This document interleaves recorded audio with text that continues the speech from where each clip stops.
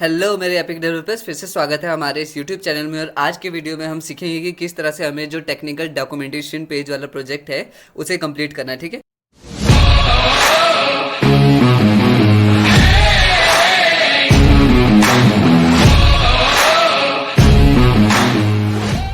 तो सबसे पहले मैं आपको दिखा देता हूँ। ये आप जैसे कि देख सकते हो, लॉगिन करके हमारा जो टेक्निकल डॉक्यूमेंटेशन वाला पेज है वो ये सर्टिफिकेशन प्रोजेक्ट है। तो अगर हमें सर्टिफिकेट चाहिए तो इस प्रोजेक्ट को कंप्लीट करना ही पड़ेगा हमें। और इसके पीछे के प्रीवियस लेसन हम कंप्लीट कर चुके हैं।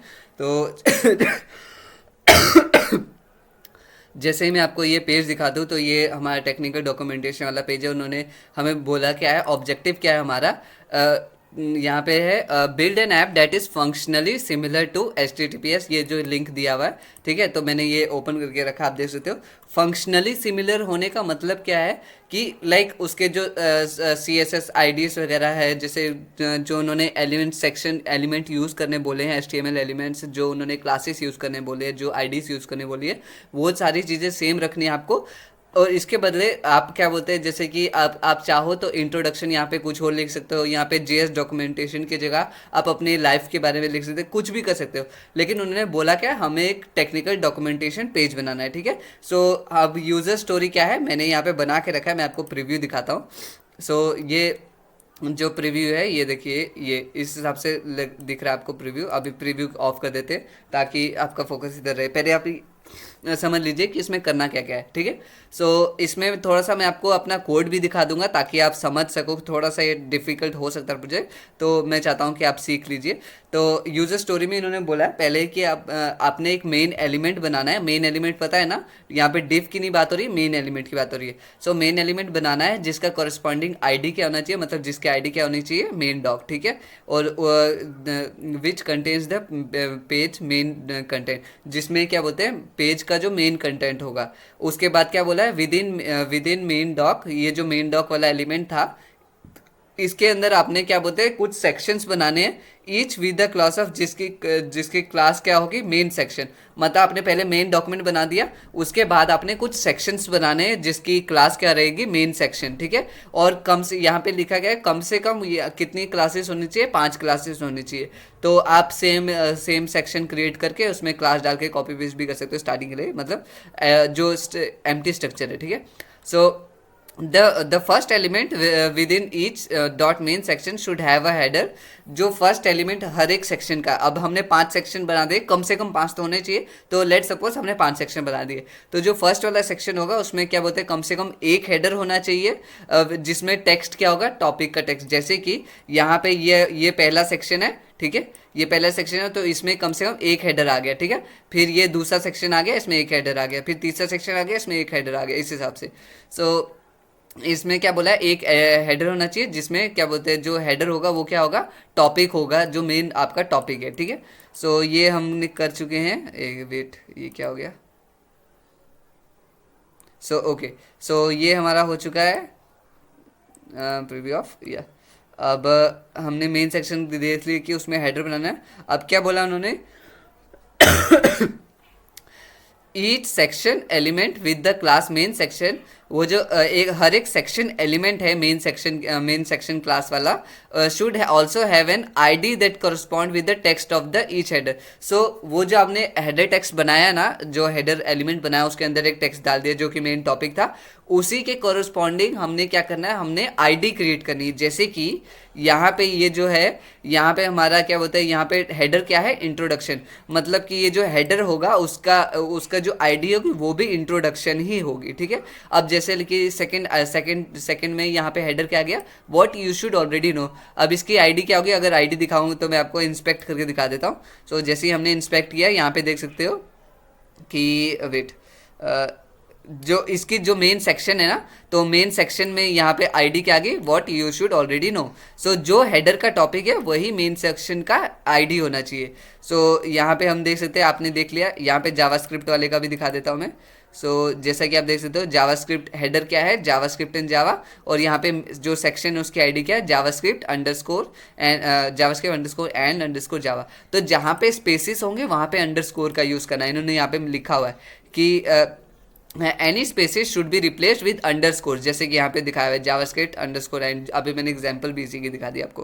अब क्या बोला है फिफ्थ में, द मेन सेक्शन एलिमेंट, वो जो मेन सेक्शन वाला एलिमेंट था, contain at least 10 P element total not each, मतलब कि जो उसमें ना उनमें कम से कम 10 एलिमेंट होने चाहिए, 10 पी एलिमेंट, लेकिन ज़रूरी नहीं है कि हर एक में हो। सो फॉर एग्जांपल पहले वाले में आपने 2 डाल दिए, दूसरे वाले में 1 डाल दिया, तीसरे वाले में 5 डाल दिए, फिर चौथे वाले में 1, लेकिन टोटल में 10 एलिमेंट 10 पी एलिमेंट्स होने चाहिए, जैसे कि यहाँ पे दिखाया हुआ है, the main section element should have at least 10 P element, not each, ना कि हर एक सेक्शन में होना चाहिए, एक्चुअली टोटल सेक्शन में। टोटल मतलब अगर आपने 10 सेक्शन डाल दिए तब सब में एक एक भी डाल सकते हो, या फिर एक ही में 10 डाल सकते हो, या आपकी मर्जी है। फिर 6 पॉइंट में क्या बोला उन्होंने, the main section element should contain at least 5 code elements. Code elements क्या होता है, हमने कोड एलिमेंट एक्चुअली प्रैक्टिस नहीं किया अभी तक, लेकिन इसमें कुछ लाइक डिफरेंट नहीं है, जैसे आपने हेडर का टैग अभी डाला देखा वहाँ पे, वैसे ही आप कोड का डाल सकते हो। तो कोड वाला सेक्शन कौन सा है, जैसे कि यहाँ पे मैं आपको दिखाता हूँ, ये जो ये आप देख रहे हो ना, यहाँ पे लाइट कलर में यहाँ पे दिख रहा है, ये टेक्स्ट लग रहा है कोड की तरह, इसी को हम क्या बोलते हैं, कोड एलिमेंट बोलते हैं। और इसमें क्या होता है, मतलब ब्राउजर इसको कैसे रेंडर करता है कि ये जो सेक्शन है इसके अंदर जो लिखा हुआ है ना, वो किसी प्रोग्रामिंग लैंग्वेज का या किसी चीज़ का कोड है, कोई स्क्रिप्ट है, ठीक है। सो ब्राउजर उसको स्क्रिप्ट की तरह ही रेंडर करता है, ना कि एक नॉर्मल कंटेंट की तरह। जैसे ये एक सेंटेंस हो गया ना, वो जो ब्राउजर होगा वो इसको सेंटेंस नहीं समझेगा, उसको पता है कि ये किसी फंक्शन का कोड है, किसी प्रोग्रामिंग लैंग्वेज का कोड है, ठीक है। सो अब उन्होंने क्या बोला, कम से कम 5 कोड एलिमेंट होने चाहिए आपके मेन सेक्शन एलिमेंट्स के अंदर, ना कि हर एक एलिमेंट के अंदर। सो एग्जाम्पल मैं अभी अपना कोड दिखाऊंगा आपको, आपको सब कुछ क्लियर हो जाएगा। The main section element should at least have 5 list element. अब सिंपल अगेन फिर से कि 5 लिस्ट एलिमेंट होनी चाहिए, जैसे कि इन्होंने क्या किया, पहले में 2 डाला है, दूसरे में 3 डाला है, 5 लिस्ट एलिमेंट हो गए, बाकियों में डाला ही नहीं है। सो हाँ, यहाँ पे भी डाल दिए वैसे। इस हिसाब से हम क्या बोलते हैं, हमें लिस्ट एलिमेंट क्रिएट करनी है, जो कि कम से कम कितनी होनी चाहिए, 5। फिर 8th में क्या बोला है, you can see a nav element with a corresponding ID nav bar. अब यहाँ पे नैव एलिमेंट, ये जो ये वाला है ना, ये स्क्रॉल बार, ये एक नेविगेशन बार है। जैसे कि आप इंट्रोडक्शन में क्लिक करोगे, इंट्रोडक्शन सेक्शन आ गई, जावास्क्रिप्ट में करोगे जावास्क्रिप्ट शो होगी, डिक्लेरेशन में करोगे डिक्लेयरिंग वेरिएबल आ गया। इसी हिसाब से क्या बोलते हैं, ये जो हमें एक नैव क्रिएट करना है, नेविगेशन बार क्रिएट करना है, जिसकी नैव एलिमेंट क्रिएट करना है, जिसका आईडी क्या होगा, नैव बार, यहाँ पे देख सकते हो। फिर 9th स्टेप में क्या करना है, the navbar element should contain 1 header element which contain text that describes the topic of the technical documentation. Okay, जो नैव बार है उसमें एक क्या बोलते हैं, एक हेडर होना चाहिए, जैसे कि ये एक हेडर आ गया है, बाकी सब तो इसके एलिमेंट्स आ गए। तो यहाँ पे बोला कि उन्होंने एक हेडर होना चाहिए जिसमें टेक्स्ट कंटेन होगा, जो कि बताएगा कि ये है क्या एक्चुअली। ये जो ये पूरा टेक्निकल डॉक्यूमेंटेशन है वो है क्या, यहाँ पे लिखा हुआ है JS डॉक्यूमेंटेशन। इसका मतलब कि ये जो पूरा टेक्निकल पेज है, ये किसके बारे में, जावास्क्रिप्ट के ऊपर एक डॉक्यूमेंट लिखा गया है। इसके बाद हो गया, additionally the naive bar should contain link A element with the class of naive link, ठीक है। हमें ए एलिमेंट्स बनाने हैं, मतलब जैसे ये मैं इसको क्लिक करता हूँ, ये वाला खुल गया, मैंने इसको क्लिक किया, इफ एल्स खुल गया। ये कैसे हो रहा है, एक्चुअली यहाँ पे ना ए टैग्स का यूज़ किया गया है, लिंक्स टैग का। तो हमने क्या किया है, यहाँ पे जो आईडीज क्रिएट की ना, यहाँ पे जो आईडीज क्रिएट की, हमने उसी को यहाँ पे हैश जो href की वैल्यू थी, हमने इन आईडीज की वैल्यू डाल दी h लिंक की तरह। तो ये आपको अगर याद होगा, हमने जो HTML और CSS क्विज वाला किया था, तो उसमें भी कुछ इस तरह से सब सेक्शंस के लिए लिंक क्रिएट किए थे, ठीक है। यहाँ पे हो गया। और यहाँ पे बोला है कि उनके जो 8 एलिमेंट है उनमें क्लास कौन सा यूज़ करना है, आपने नैव लिंक यूज़ करना है। There should be 1 for every element, हर एक एलिमेंट के लिए हर एक element, there should be 1 for every with the classmates. Okay, जितने भी मेन सेक्शन हैं उन सब के लिए, जैसे अगर आपने यहाँ पे कम से कम 10 सेक्शन बनाए हैं, तो आपको कम से कम यहाँ पे 10 लिंक्स क्रिएट करने होंगे, जो कि हर एक सेक्शन के हेडर से लिंक होंगे, ठीक है। और क्या बोलते हैं, जैसे कि अगर आपने 5 बनाए होंगे तो यहाँ पे 5 ही लिंक होनी चाहिए। मैंने एक्चुअली 5 ही बनाए हैं, मैंने एक्स्ट्रा काम नहीं किया, क्योंकि मेरे पास लाइक कंटेंट नहीं था ना, तो मेरे दिमाग में जो भी आइडिया बना मैंने उसके हिसाब से बना लिया। अब यहाँ पे इन्होंने बोला है उसके बाद, the header element in the hash nav bar must completely before any link a element in the nav bar। सो जो हेडर एलिमेंट है ना वो किसी भी लिंक से सबसे ऊपर होना चाहिए, सबसे टॉप पे, जैसे यहाँ पे आ गया, मतलब ये नहीं कि पहले इंट्रोडक्शन लिख लिया फिर आपने हेडर डाला, ठीक है। So each element with the class nav link should contain text that corresponds to the header text within each section. So जैसा कि मैंने बोल दिया कि हर एक लिंक, यहाँ पे जो हर एक लिंक है वो अपने अलग अलग सेक्शन के हेडर से कॉरस्पॉन्ड होना चाहिए, ठीक है। और उसमें आईडी की वाली क्या होगी, जैसे कि यहाँ पे लिखा है if you have a hello world section, जैसे कि यहाँ पे if you have introduction section, तो इसका लिंक में जो होगा वो किसके साथ लिंक होगा, इसके साथ। यहाँ पे भी सेम हमने हेडर सेम लिंक डालना है, लिंक टेक्स्ट। ये हो गया, 2 स्टेप रह गए बस। When you click on a navbar element the page should navigate to the corresponding section. Okay, ये अगेन हमने बात कर ली है कि जब हम उस पर क्लिक करेंगे तो हो जाएगा। मैंने आपको 4 स्टेप्स मैंने इकट्ठे आपको बता दिए। On regular size laptop, okay. अब हमने जो लास्ट प्रोजेक्ट में किया था ना पियानो वाला, उसमें हमने एट मीडिया क्वेरी के बारे में समझा था। तो इसमें बोला है कम से कम आपका उसमें should have eight, okay. So पहले वाले में क्या करना है, हमने जो one on regular size devices the element with ID should be shown on the left side of the screen. So जो बड़ी रेगुलर साइज की जो हमारा डिवाइस होता है, जैसे कि ये लैपटॉप हो गया या आपका कंप्यूटर हो गया, इसमें ये जो नैबार है ये लेफ्ट साइड में होना चाहिए, ठीक है। सो लेफ्ट साइड में होना चाहिए। और क्या बोलते हैं यहाँ पे, क्या बोला है, विद आईडी, जिसकी आईडी होगी नैबार, वो हम ऑलरेडी बोल चुके हैं। And should always be visible to the user, और ये हमेशा विजिबल होना चाहिए यूज़र को। और इसके बाद क्या है, your technical documentation should have at least 1 media query, ये जो अभी मैं बात करता है इससे पहले कि एक मीडिया क्वेरी होनी चाहिए, जो कि हमने पियानो वाले लेसन में सीखा था। ये कंप्लीट हो चुका है। अब इन्होंने क्या बोला है कि आप कुछ भी स्टोरीज, मतलब आप कोई भी कंटेंट आप कुछ भी डाल सकते हो, लेकिन आपको इन चीज़ों का ध्यान रखना है जो इन्होंने बोला, जैसे कि मेन सेक्शन वाला क्लास होना चाहिए, मेन डॉक वाला आईडी होनी चाहिए, ठीक है, कम से कम इतने एलिमेंट होनी चाहिए, तो वो चीज़ करनी है। और अपने स्टाइल शीट से आप लिंक कर सकते हो। तो मैं आपको यहाँ पे दिखा देता हूँ। तो जैसे कि रन टेस्ट करूँ, मेरा कोड ऑलरेडी लिख चुका हूँ, तो यहाँ पे देख सकते हो मेरे ये सभी टेस्ट पास हो चुके, तभी वो शो हुआ। अब मैं आपको प्रीव्यू दिखा देता हूँ। अब आपको लग रहा होगा कि मैंने ऐसे किया है, लेकिन ये नहीं। अब देखो ये क्या है, बड़ी स्क्रीन की, रेगुलर स्क्रीन के साइज में क्या होना चाहिए, जो नैव बार है वो हमारा लेफ्ट साइड में होना चाहिए, ठीक है। सो आप देख सकते हो, जैसे मैंने डॉक्यूमेंट की टाइटल क्या दे दी, एवेंजर्स, ठीक है। सो इसमें मैंने 5 एवेंजर के नाम रख दिए, आयरन मैन, फिर जैसे आयरन मैन वाला सेक्शन हो गया, स्पाइडरमैन करूंगा, स्पाइडरमैन ऊपर आ गया, अभी देखना, फैल्कन करूंगा, फैल्कन ऊपर जा जाएगा, मतलब इसके नीचे एक्स्ट्रा स्पेस नहीं है इसलिए यहाँ तक आया। सो यहाँ पे आप देख सकते हो एंटमैन किया, फिर एंटमैन आ गया, स्पाइडरमैन किया, ब्लैक पैंथर करूंगा, ब्लैक पैंथर आ जाएगा, शो हो जाएगा। सो लिंक मेरे कॉरस्पॉन्डिंग से रिलेटेड है।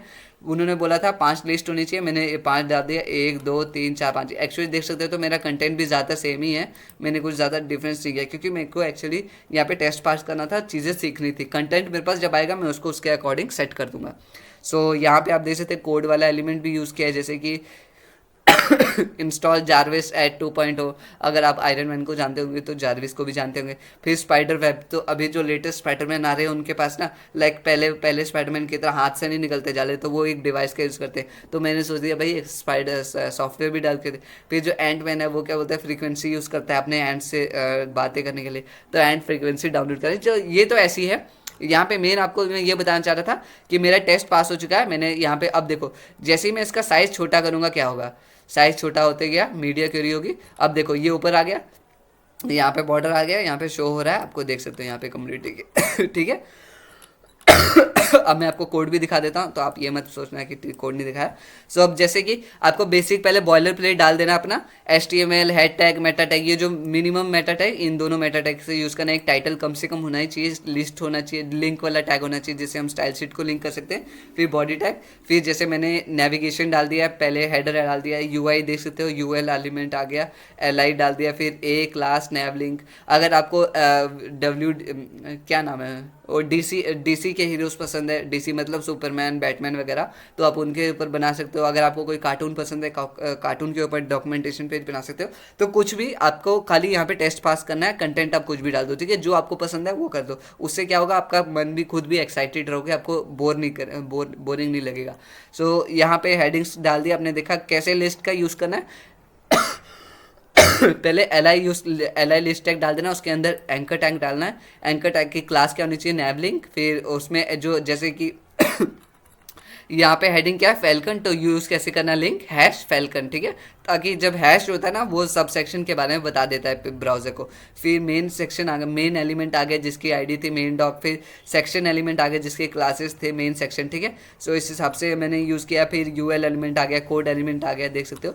सो मैं इससे ज़्यादा डिटेल में आपको कोड नहीं दिखाने वाला। स्टाइलिंग देख सकते हो आपने, मैंने स्टाइलिंग यहाँ पे की है। मैंने इसको रेड हिसाब से इसलिए किया क्योंकि एवेंजर का पेज रेड कलर का ही होता जाता है। सो अभी तो मैंने कुछ ज़्यादा स्टाइलिंग नहीं की है, मैं खाली कुछ चीज़ें सीखने चाह रहा था। जैसे कि मीडिया क्यूरी का मैंने यूज़ किया ओनली स्क्रीन करके, मैक्स विड्थ 769 पिक्सल, ठीक है। तो यहाँ पे आप देख सकते हो मैंने मीडिया क्यूरीज का भी इस्तेमाल किया है। और ऑलमोस्ट मैंने सब चीज़ें जितना उन्होंने कहा था तो वो चीज़ कर चुका हूँ मैं। और मेरा टेस्ट भी पास हो चुका है। टेस्ट पास करने बाद सेव अपना कोड सेव कर लेना, बस इस हिसाब से आपका कंप्लीट हो जाएगा। मैं मिलता हूँ आपसे नेक्स्ट वीडियो में। अगर कोई भी डाउट्स हो, कोई भी कमेंट्स, कोई भी क्वेश्चन आप कमेंट करके पूछ सकते हो। और प्लीज़ इस वीडियो को लाइक करो, शेयर करो अपने दोस्तों के साथ जो भी ये फ्री कोड कैंप का कर रहे हैं। और अगर वो पास नहीं कर पाए तो उनको बोलो कि ये वीडियो देख ले, ताकि वो भी समझ ले कि एक्चुअली में करना है क्या टेस्ट में, ठीक है, पास करने। मैं मिलता हूँ नेक्स्ट वीडियो में। टाटा बाय बाय, अलविदा मेरे एपिक डेवलपर्स।